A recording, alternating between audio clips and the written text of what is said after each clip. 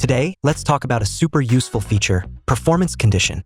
Think of it as your smart running coach. It gives you real-time feedback on your current fitness level and running performance. During the first 6 to 20 minutes of your run, your watch analyzes your pace, heart rate, and heart rate variability. Then, it gives you a numeric score for your fitness condition. This number shows how your current performance compares to your VO2 Max baseline. A score of +1 means you're performing above your baseline. You can expect better running performance. The higher the number, the better your condition.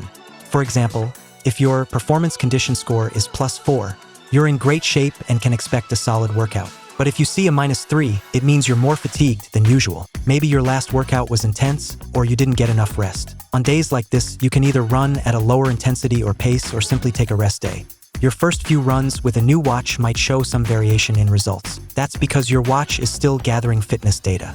But as you log more runs, the metric will become more accurate, making it a reliable training reference. You can even add performance condition as a data field on your activity screen to track your fitness status while running in real time. Things like uphill sections or strong winds might cause slight fluctuations in the score.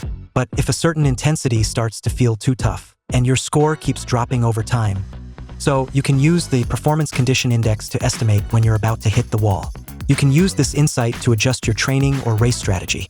Next time you go for a run, give this feature a try. For more help, visit support.garmin.com.